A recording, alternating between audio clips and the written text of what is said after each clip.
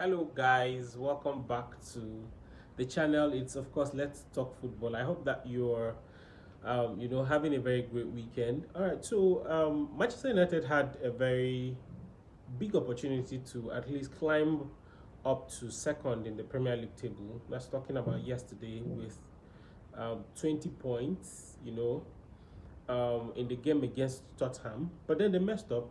They forced my hand. They forced my hand. Before that very important match against Tottenham, Manchester United had 17 points. So if they had won that game, they would have climbed up to second with 20 points. All right, but then of course Arsenal, which is currently in the first position, has 25 points. But of course, they didn't really make good use of that opportunity. It would have really been a huge confidence booster. Of course, at least before the match between Arsenal and Sunderland, which of course we also saw yesterday. So I was really disappointed. Even though it's okay to say that at least it's better to grab a draw than to lose. But the fact was that I expected Manchester United to win that game. Apart from way into the second half when Tottenham really recovered themselves and then they began to sort of have control over Manchester United in the game. Manchester United controlled the most part of first half. Of course, we saw that goal from Brian Mbeumo. I think it takes him up to 4 or 5 goals now in the Premier League. I mean, he's beginning to show us why the club really spent a fortune just to get him from Brentford. So after they got that goal, I mean, they were in complete control of the game. And then, of course, the first half ended, and then we came back second half, and before you knew what was happening, Tottenham got an equalizer, and then they made it 2-1, courtesy of a second goal by Richarlison. Of course, we saw how he was celebrating. I mean, it meant the whole world to him. And then to Tottenham fans, it was as though, because I think he got that goal around 70-something minutes or thereabout. So the fans already assumed that, Tottenham were already winning that encounter. And personally, I had to turn off the channel, because I felt like, come on, what are these guys doing? I mean, I expected you guys to really win this match, because of course we know that Tottenham has not really been in form. They've not really been in form, of course, like we used to know. Yeah, but thankfully, in about the last minute or thereabout, Manchester United made it 2-2. Of course, courtesy of a goal from Dalit, a defender who has been, by the way, very solid since this season. So, of course, the game ended in a draw, 2-2. But like I said, it was a very disappointing encounter, particularly because Manchester United had every reason to win that game. I mean, they outplayed the Tottenham team from whatever angle you're looking at it from. Of course, the Manchester United goalkeeper equally put up a very strong performance, like he is now wont to. And then, of course, we saw some very brilliant performances from Brian Mbeumo, and Cunha wasn't really as impressive as such. I mean, one thing I've always complained about Cunha is the fact that he doesn't like to release passes on time. And then we saw some pockets of mistakes from the likes of Ugarte when he came on board, and the coach had to substitute, had to take off Casemiro for Ugarte, and then when he came in, we saw some pockets of lapses here and there, and then so generally it wasn't really an impressive encounter, really. Of course, we also saw that game between Arsenal and Sunderland, but just before I talk about that,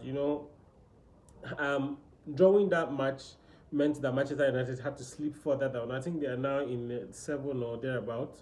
Now back to Arsenal against Sunderland. It was one game that I really enjoyed watching. Of course, Sunderland were the first team to score. Before Arsenal came back into the game, courtesy of a goal from Saka, and then we saw that very brilliant goal from Trossard, outside of the 18-yard box. I mean, that shot was on fire. But then, of course, in about 80-something minutes, Sunderland striker, actually grabbed an equalizer to make the game. I think he ended 2-2. It was really surprising for I know Arsenal fans, even the coach. Everybody was surprised because I mean all of us thought that Arsenal already won that game. I mean they are already in the habit. Winning is a culture for them, and I think that I am one fan. I'm one football fan who really wants Arsenal to end this season with a trophy. Currently they are leading in the Premier League. I think with 26 points or thereabout, and then followed by Sunderland, which is around 21 points or thereabout. And then, of course, I think they're about second in the Champions League as well. So, and they've really been performing really well, really well. I mean, they deserve a trophy. To be fair enough, they deserve a trophy. I just hope that we'll not get to that point when they begin to drop points anyhow, because many people were already questioning why they would let themselves to drop points yesterday. But I mean, a draw was a better outcome, for the club, because after Sunderland got the equalizer to make it 2-2, they came threatening. They almost got a third goal even. So, I mean, for Arsenal fans and the club, a draw was at least was fair yesterday, because Sunderland, they came with red eye. They no agree, like the defenders were strong enough. The goalkeeper was good. Their strikers were top notch. They were on top of their game yesterday. All right, so today, of course, it's going to be the very crucial encounter between Man City and Liverpool. We continue to look forward to that game, and then it's going to really be a tough one. It's really going to be a tough one. We just have to wait and see how it turns out. But then, of course, I'm aware that Chelsea also, grabbed the win against Wolves in the Premier League yesterday. So generally, teams are really bracing up. No team is willing to let go of any points. No team is willing to let go of any points really, and that's what makes the Premier League, the best league in the whole world. It's one place where you just have to be very competitive. I mean, if you're not competitive, um, you're going to be pushed aside, and that's what we're seeing. Imagine Sunderland in the second position in the table, and then it tells you how competitive the league really can be. So this is a call for clubs such as Manchester United, of course, who lately have been impressive, even though of course they dropped points that they shouldn't in their last two games. I mean, they shouldn't really drop points. Come on. I think they won three in a row, and they were expecting that they will make it 4-5, but they've drawn two now, and it's unacceptable, really. Particularly looking at the amount of money that they spent in the transfer market, the club management, and then the supporters of the club across the world, expect these players to really put, to really bring in their A game, week in week out. I mean, that's what really makes us happy as fans all over the world. Yeah, so this is a clarion call on Manchester United players, of course, other clubs in England. I mean, you guys really need to take it seriously. But I think I'm particularly proud of Arsenal. Like I said, Arteta has successfully built a crop of players who completely understand themselves.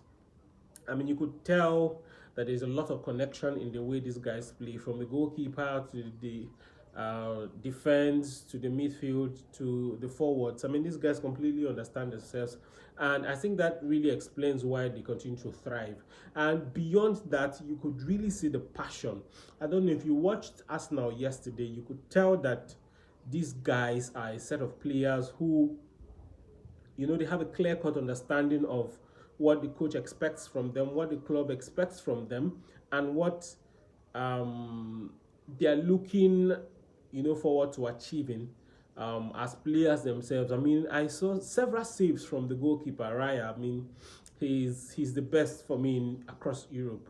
As far as I'm concerned, and then we saw the defenders. Everybody was just passionate about playing for the club, and that is how it should be, really. I think this is one thing that really lacks in Manchester United. Most of the times, you even see players who are who are walking in the pitch when they should be pursuing their counterparts, and that doesn't make sense. I mean, if you're a professional player and then you're being paid your wages, your salary week in week out, I mean, you do not have any other option than to bring in your A game. I feel like the moment this some of these players in Manchester United begin to see it that they really need to bring in their A game, I think they'll begin to put in a lot of performance, just like we see in Arsenal. And yeah, of course, clubs like Liverpool, even though Liverpool has not really been um, impressive as we know them to be lately. Yeah, so usually, or as usual, I want you to drop your thoughts on the comment section. um where do you see Manchester United finishing in by the end of this season? Rather, do you think they would qualify for the Champions League next season? How many points do you expect them to grab from the? I think they are from the next 4 or 5 games. Who do you see winning the Premier League? It's really dicey because, of course, Arsenal dropped points yesterday. So if Manchester City win, it means that they're beginning to really close the gap. And of course, Liverpool are also coming up. So who do you think would win the Premier League this season? As much as I really would want Arsenal to win it.